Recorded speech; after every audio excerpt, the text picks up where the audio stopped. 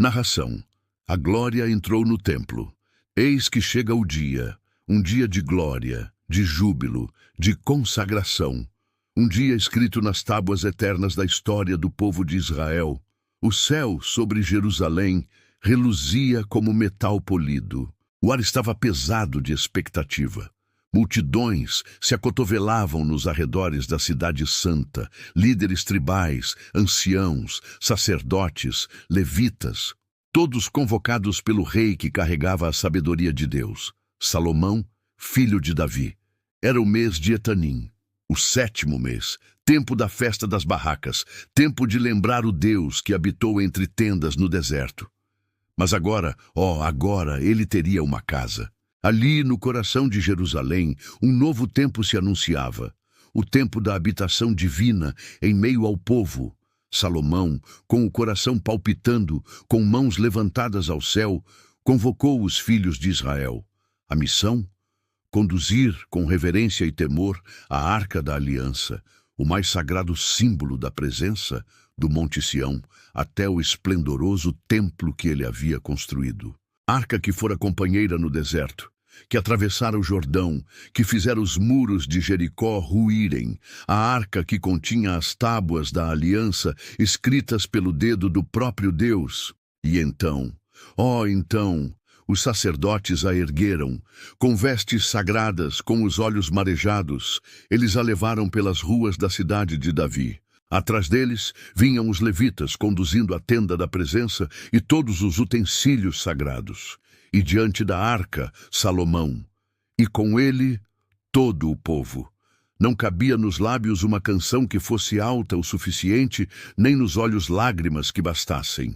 Era a glória de Deus avançando, passo a passo, em meio a uma multidão extasiada. Sacrifícios foram oferecidos, incontáveis ovelhas e touros. Um mar de gratidão subia como incenso diante do Eterno. O altar fumegava de ofertas. Os céus testemunhavam a entrega de um povo ao seu Deus. E quando a arca foi finalmente colocada no lugar santíssimo, o lugar santíssimo, a sala mais sagrada, o ventre do templo, o trono invisível do Altíssimo, os querubins dourados estendiam suas asas sobre a arca como guardiões celestes. E então, algo tremendo aconteceu. Uma nuvem desceu. Sim, uma nuvem espessa, gloriosa, indescritível preencheu cada recanto do templo. Era a glória do Senhor. A manifestação visível do invisível, tão densa, tão poderosa, que os sacerdotes não puderam permanecer ali. Tiveram que sair. Não era mais lugar para homens. Era agora a morada de Deus. E Salomão, tomado por uma unção que transcendia palavras, proclamou diante de toda a congregação: Tu, ó Senhor, que puseste o sol no céu, escolheste habitar nas nuvens, mas hoje eu te construí uma casa para sempre. E então ele se voltou para o povo, olhos nos olhos, coração no coração, e bendisse o nome do Deus de Israel.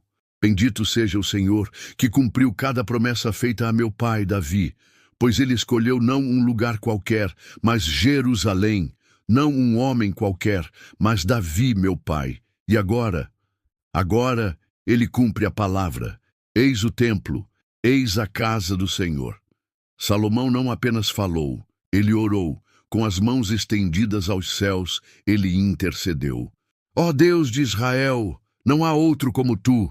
Tu que guardas tua aliança, que és fiel, que vês os corações. Tu que ouves da tua morada celeste, perdoa, cura, restaura.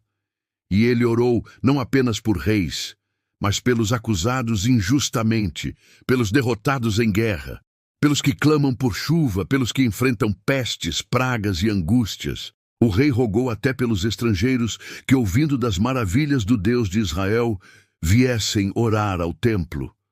Que também eles fossem ouvidos, para que todas as nações reconhecessem: só o Senhor é Deus.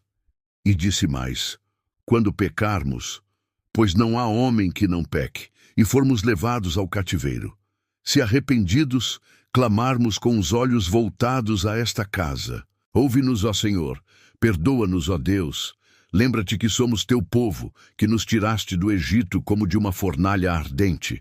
E ao terminar essa poderosa oração, Salomão se ergueu diante do altar e em voz alta proclamou: Bendito seja o Senhor, que nos deu paz, que nunca nos abandone, que nos ensine a obedecê-lo, para que todas as nações saibam, não há outro Deus além dele. Ah, povo de Israel, naquele dia a terra estremeceu de adoração.